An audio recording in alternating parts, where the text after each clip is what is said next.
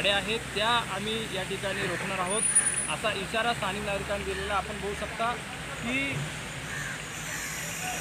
एवढा मोठा डोंगर या सिटी तलाव डम्पिंग ग्राउंडवर लागलेला आहे आणि मोठ्या प्रमाणात कचरा 2 वर्षापासून आम्ही पाठपुरावा करतोय, परंतु ह्या 2 महिन्यापासून तरी आम्ही खूपच मोठ्या प्रमाणात तिथं ढीग लावलेला आहे। पूर्ण शहरातला कचरा आणि डायगर कुठं कमीत कमी ते बंद झाल्यामुळे इथे मोठ्या प्रमाणात आपण बघितलंच आहे की मोठ्या प्रमाणात ढीग लागलेला आहे। किती मोठी दुर्गंधी आहे। या ठिकाणच्या आजूबाजूचा परिसर, वस्त्या आहेत, कंपन्या आहेत, यांना किती मोठ्या प्रमाणात या ठिकाणी त्रास होतोय।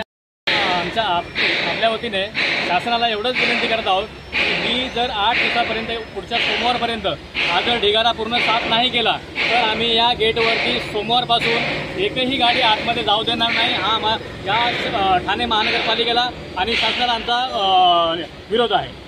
सर, तुम्ही हा डम्पिंग ग्राउंडच बंद करावा अशी गेल्या वेळेला मागणी केली होती। आणि हा डम्पिंग ग्राउंडच बंद करण्याची मागणी आहे। त्यासाठी मी रिट पिटिशन दाखल केलेली आहे। आज त्याची तारीख सुद्धा आहे। दुपारी 2 वाजेपर्यंत आम्ही तिथे हायकोर्टला पोहोचणार आहोत।